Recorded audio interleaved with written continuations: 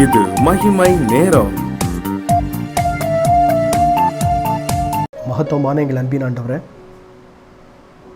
இந்த வேலைக்காய் துதிக்கிறோம், ஸ்தோத்திரிக்கிறோம்.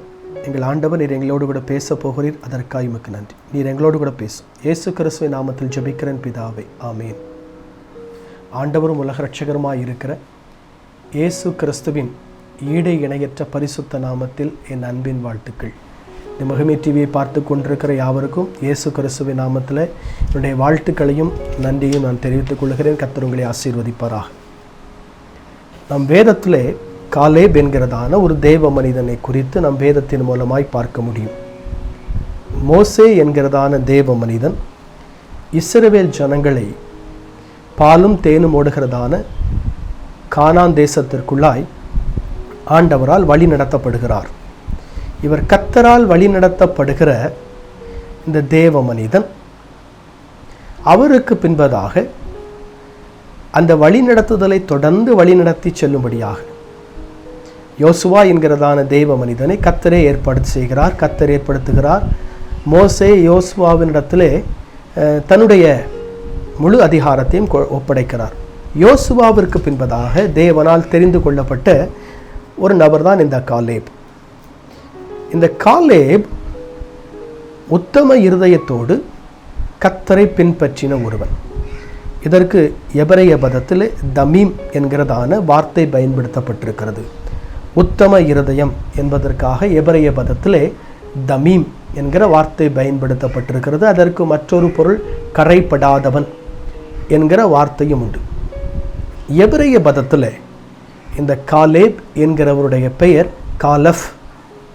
காலஃப் என்று சொல்லி எபிரேய பதத்திலே இவருடைய பெயர் காலஃப் என்று சொல்லி எபிரேய பதத்திலே வருகிறது.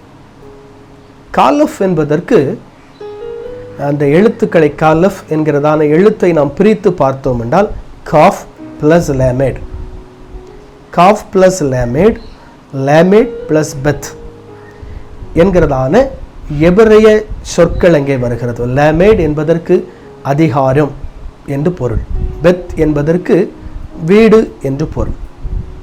அப்பொழுது ஆண்டவருடைய அதிகாரத்தை அல்லது கர்த்தர் இஸ்ரவேல் ஜனங்களை வழிநடத்தி சென்றார். அதற்கு பின்பதாக அதிகாரத்தோடு இஸ்ரவேல் ஜனங்களை வழிநடத்தி செல்வதற்காக காலேபின் இடத்திலே ஆண்டவர் அந்த அதிகாரத்தை கொடுக்கிறார் என்பதை இந்த லேமேட் என்கிறதான பதம் இங்கே நமக்கு தெளிவாய் சுட்டி காட்டுகிறது. அநேகர் நாம் எண்ணிக்கொண்டிருக்கிறோம், இந்த காலேப் என்கிற தேவ மனிதன் இவர் ஒரு யூதன் என்று சொல்லி நாம் அநேகர் எண்ணிக்கொண்டிருக்கிறோம். ஆனால் காலேப் என்கிற தேவ மனிதன் யூதன் அல்ல.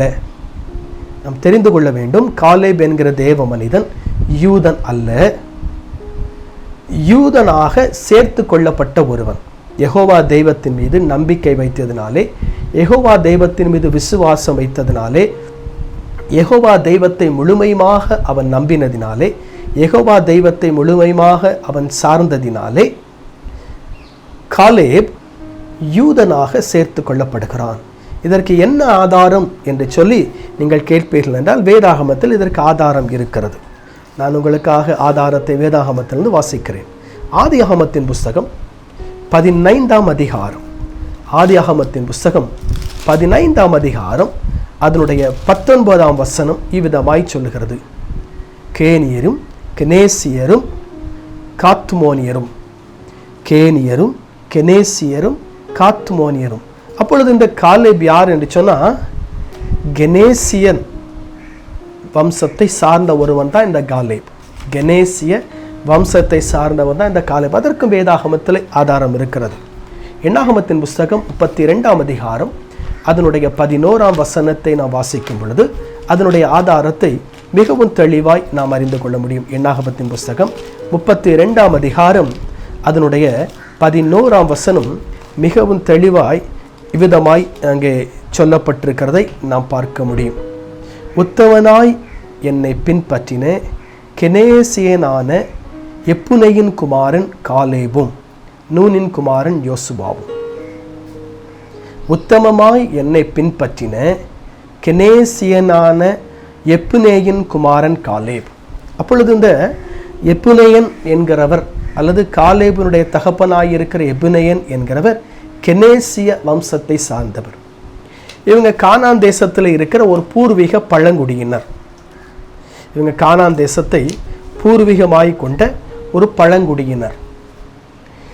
இவங்க வியாபார விஷயமாய் அல்லது தங்களுடைய ட்ரேடு விஷயமாய் இவங்க எகிப்து தேசத்திற்கு போய் அங்கே நைல் நதிக்கரையிலே, எகிப்து தேசத்திலே நைல் நதிக்கரையிலே இவர்கள் குடியேறி விட்டார்கள்.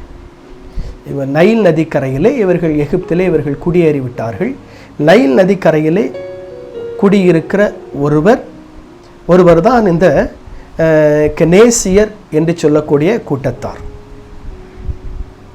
இவங்க ஆபிரகாம் இருக்கிறதான காலத்திலே, அந்த காலகட்டத்திலே யெகோவாகிய தெய்வத்தை அறிந்தவர்கள், அவர் மேலே விசுவாசம் வைத்தவர்கள், அவர் மேலே நம்பிக்கை வைத்தவர்கள். ஆகவேதான் இந்த காலேபினுடைய பின் சந்ததியார் அல்லது காலேப் யெகோவா தெய்வத்தை நம்பி விசுவாசித்திருக்கிறான்.